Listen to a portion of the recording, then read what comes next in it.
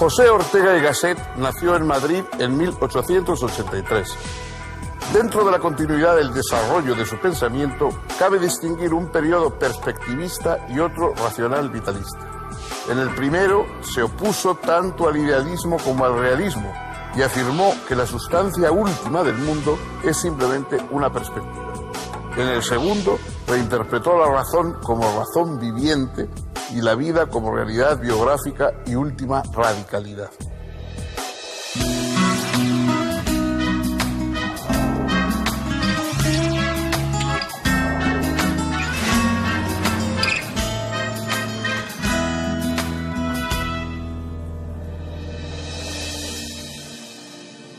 ¿Cómo están, amigos? Bienvenidos. Seguimos con nuestro camino examinando filósofos importantes que piensan y que pueden ayudar a pensar. Y hoy llegamos a una figura muy destacada del pensamiento español, del pensamiento en lengua española, porque tuvo mucha proyección sobre América y también una notable proyección en el resto de Europa. Es José Ortega y Gasset. José Ortega y Gasset fue una figura que empezó en el periodismo, era hijo de un gran periodista y aunque naturalmente pues siempre sintió un interés por la filosofía, en especial por la filosofía alemana, sus inicios estuvieron en el periodismo y es un articulista extraordinario y a lo largo de toda su vida el grueso de su obra, si se ven los volúmenes de sus obras completas, la mayor cantidad de sus obras son artículos de periódicos, son breves ensayos que caben en una revista, son una pequeña conferencia surgida, digamos, de lo que se puede hacer en un periódico. Reunió la mayor parte de esos escritos como en la serie El Espectador, que era el rubro con el que él publicaba sus artículos. Y también tiene una labor. Él hizo una labor de editor de revista, porque fundó Revista de Occidente, que es quizá una de las publicaciones más influyentes, más importantes a lo largo de toda la época anterior a la Guerra Civil en España. Y a la vez fue un hombre público, fue una figura carismática y estuvo muy implicado en la política. No solamente habló en política desde fuera, sino que formó parte de asociaciones, se enfrentó de una manera nunca excesivamente heroica, pero a veces enérgica, a la autoridad antes de la Guerra Civil. Fue un destacado republicano y bueno, luego después de la guerra su actitud de un distanciamiento más o menos altivo pero no de condena explícita del régimen de Franco pues le ha valido bastantes críticas. Lo que nadie puede dudar es que Ortega fue un semillero de ideas, es decir, lo importante de Ortega es que, digamos, él sembró muchísimas ideas, dio pie a muchísimas iniciativas y sus obras están llenas de impulso para el que quiere seguir pensando a partir de ellas. Vamos a estudiar por unos momentos su historia, su trayectoria, su pensamiento.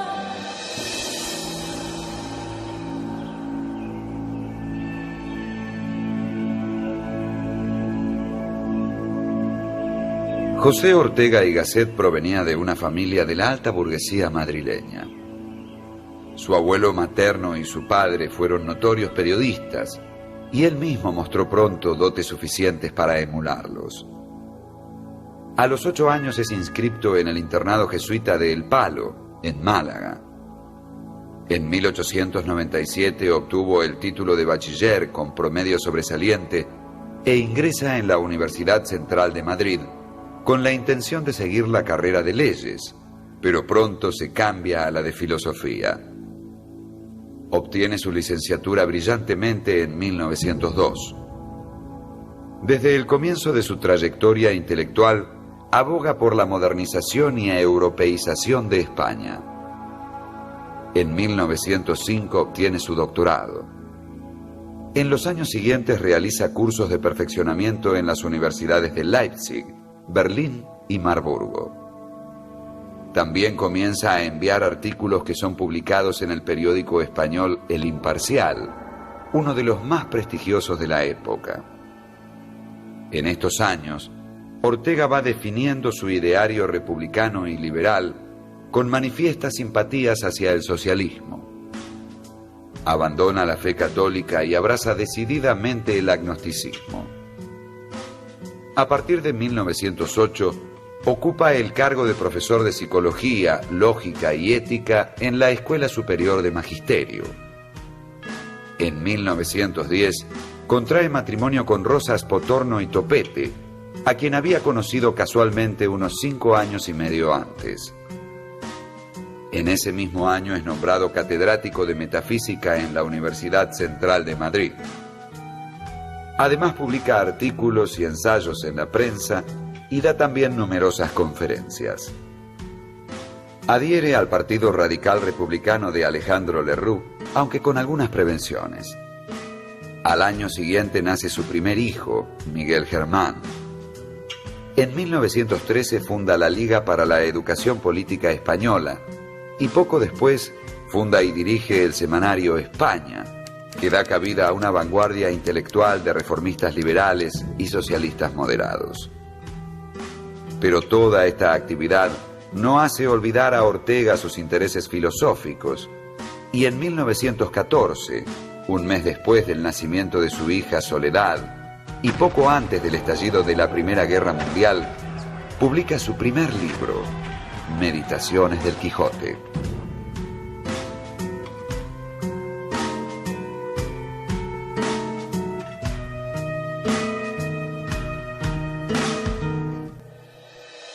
En su primera obra publicada, Meditaciones del Quijote, que es una obra muy variopinta, con muchos aspectos, muy caleidoscópica, nada sistemática, nada orgánica, y que ya preludiaba, digamos, una carrera que no iba a ir por los cauces habituales de la academia y de la universidad, sino que iba a estar un poco siempre al margen, como un francotirador, mucho más próximo a los ensayistas más actuales, más modernos, que a lo que había habido en el pasado.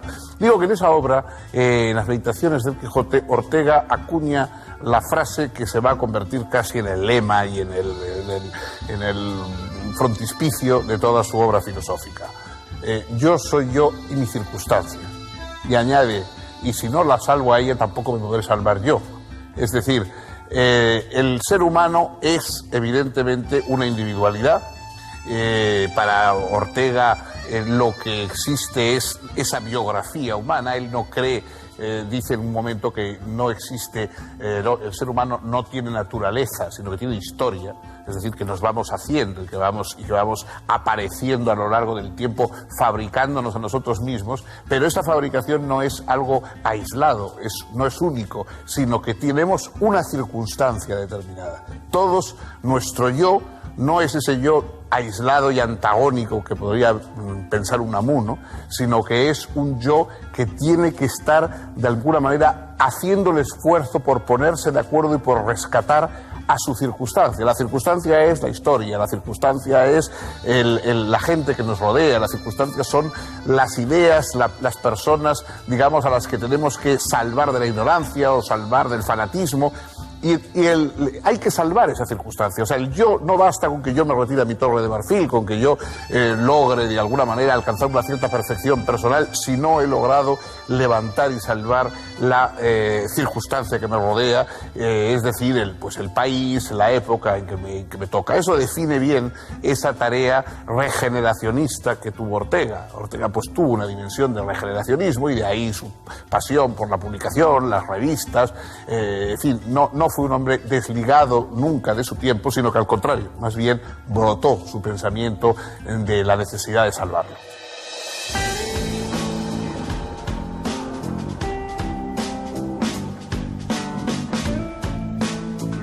En 1916, Ortega publica el primer volumen de una recopilación de notas y ensayos bajo el título de El Espectador, al que seguirán 7 más, el último de los cuales verá la luz en 1934. También en 1916 es invitado a dar una serie de charlas en Buenos Aires, donde recibe un caluroso reconocimiento. Da exitosas charlas también en las universidades de Tucumán, Córdoba, Santa Fe, Montevideo. Regresa a España en 1917 y se encuentra con su tercer hijo, José, nacido un par de meses antes. Junto con un amigo, Nicolás María de Urgoiti, funda el periódico liberal El Sol. En 1919, Urgoiti funda la editorial Calpe, que pronto se fusionará con la catalana editorial Espasa y para la que Ortega dirige la colección Biblioteca de las Ideas del siglo XX. Pero todo eso no es suficiente para él. En 1923 funda la editorial Revista de Occidente. En 1928 visita Buenos Aires y Santiago de Chile. Y en 1931 funda la agrupación Al Servicio de la República, junto con Gregorio Marañón y Ramón Pérez de Ayala.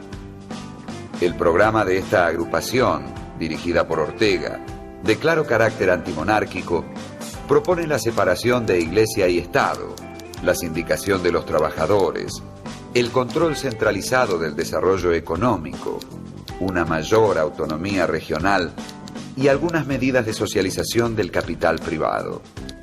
En abril de 1931, Alfonso XIII suspende el ejercicio del poder monárquico y se proclama la Segunda República. Ortega, al frente de una coalición republicano-socialista, es elegido diputado para las Cortes Constituyentes. No obstante, ante la radicalización de la izquierda y la derecha, y consciente de su escasa influencia en la lucha parlamentaria, Ortega se retira de la actividad política, disolviendo la agrupación Al Servicio de la República y renunciando a su puesto en el Parlamento. En estos años, previos a la Guerra Civil, Ortega publica varios libros, entre ellos España invertebrada, El tema de nuestro tiempo, La deshumanización del arte, Ideas sobre la novela y fundamentalmente La rebelión de las masas, en 1930, que le vale el inmediato reconocimiento internacional. Esta obra lleva hasta sus últimas consecuencias las teorías orteguianas del perspectivismo y de las circunstancias. Luego, en rápida sucesión, aparecerán otros títulos: Goethe desde adentro, Unas lecciones de metafísica, Meditaciones de la técnica, En torno a Galileo, Historia como sistema y Misión del bibliotecario. Comienza en estos textos a profundizar en el tema que ocupará sus reflexiones de aquí en más: la vida. Para Ortega, la vida y la razón son irreductibles entre sí, pero a la vez están en continua colaboración y participación mutua. La unión dinámica de ambas es lo que Ortega denomina razón vital.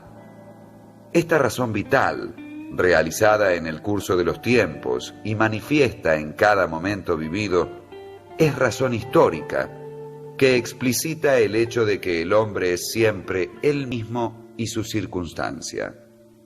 De modo que la circunstancia es la articulación de la razón vital con el conjunto de lo dado en cuanto suma de todos los puntos de vista individuales.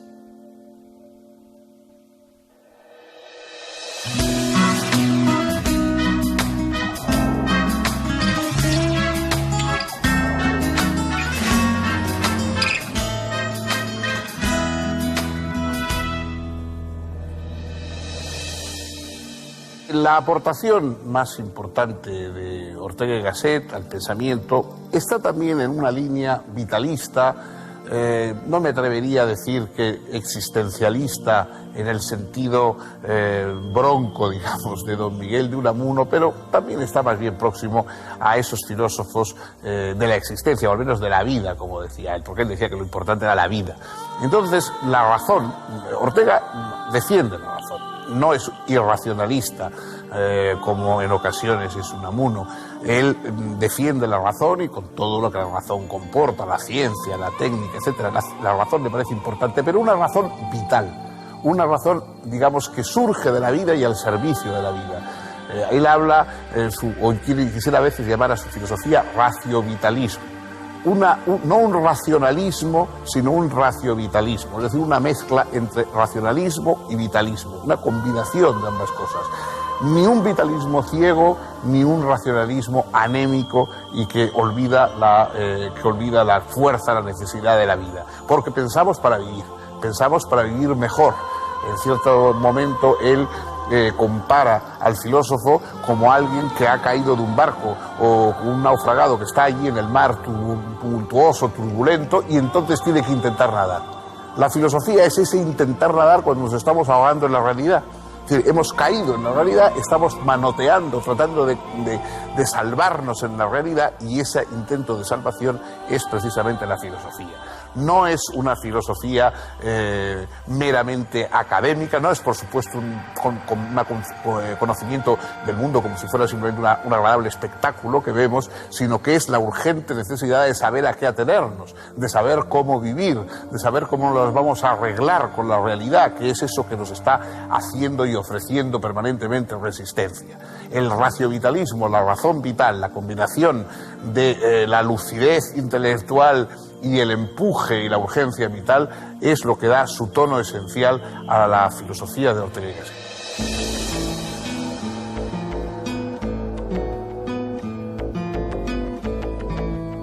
Entre 1934 y 1935, Ortega ve con asombro y consternación que los falangistas afirman seguir algunos de sus postulados filosóficos. José Antonio Primo de Rivera lo reclama como líder ideológico y le reprocha no apoyar públicamente a quienes piensan a partir de él. Lo cierto es que Ortega no siente la menor afinidad con los derechistas y no entiende cómo ha surgido el malentendido. Responde con el más absoluto silencio. En agosto de 1936, un mes después del inicio de la Guerra Civil, Ortega y su familia abandonan España hacia Marsella y al poco tiempo se instalan en París. Permanecerán allí hasta 1939. Luego Ortega continuará su ruta de exilio por Buenos Aires durante un par de años y finalmente Lisboa. En la primera publica Ensimismamiento y alteración, y en la segunda, a poco de establecerse, da a conocer su introducción a Velázquez. Finalizada la Segunda Guerra Mundial y ante las garantías del gobierno franquista, vuelve a España, pero no instala su residencia en ella, sino que apenas monta un departamento en Madrid para alojarse en sus esporádicas estadías en la capital española. Escribió aún su estudio sobre la idea de principio en Leibniz, en el que realizó un análisis sistemático de la idea de principio a través de la historia de la filosofía y pronunció brillantes conferencias en Estados Unidos, Gran Bretaña, Italia y Alemania. El 18 de octubre de 1955, víctima de un cáncer que había afectado su aparato digestivo, falleció en Madrid. El gobierno franquista hizo circular en dicha oportunidad una normativa que indicaba a los periódicos que, al redactar la pertinente nota necrológica, omitiesen mencionar sus errores políticos y religiosos, a la vez que evitaran llamarlo maestro. Organizó también una misa pública en honor al filósofo, que la familia dignamente rehusó, respetando así sus convicciones no católicas. La revista Ínsula dedicó un número entero a Ortega y fue inmediatamente clausurada. Sin embargo, unos meses más tarde, la Universidad de Madrid organizó un importante acto en su memoria que tuvo el carácter de una reparación. La muerte de Ortega dio pie a la primera protesta pública importante de la posguerra por parte de la oposición al régimen franquista, protesta que éste no reprimió, porque en esos momentos España estaba ingresando en la ONU como miembro de pleno derecho y reclamando un lugar entre los países industrializados de Occidente.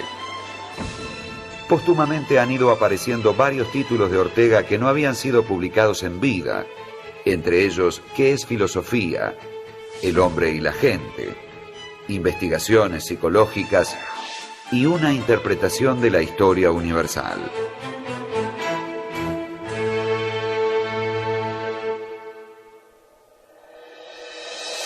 Ortega y Gasset ha tenido una gran y duradera influencia en el pensamiento español y en el pensamiento hispanoamericano. Por supuesto, en un primer momento, durante la época del franquismo, en la cual él mantuvo una postura de reserva, pero no de contestación decidida, lo cual se le ha reprochado. Durante esa época franquista, digamos, la filosofía de Ortega fue el refugio frente a las filosofías tomistas, religiosas, clericales que se daban habitualmente en la universidad. Una serie de pensadores como Manuel García Morente, como Javier Zubiri, como Julián Marías, por supuesto, como Aranguren, etcétera, son seguidores de las doctrinas y de las ideas, viven y se alimentan en gran medida del pensamiento de Ortega. El pensamiento de Ortega es enormemente fecundo. Es raro leer una página, leer un ensayo de Ortega sin encontrar una serie de cosas que nos ayudan a nosotros a pensar. O sea, bueno, él saca sus propias conclusiones, pero nos da una idea que nosotros podemos utilizar. Quizá una de las más sugestivas es la distinción entre ideas y creencias.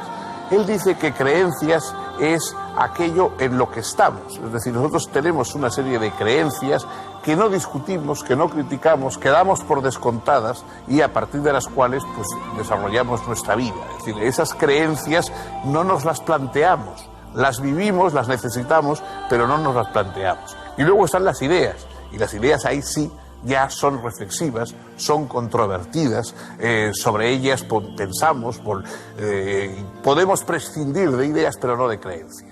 De alguna forma, a veces incluso las ideas pasan a convertirse en creencias con el tiempo, con la rutina, etc.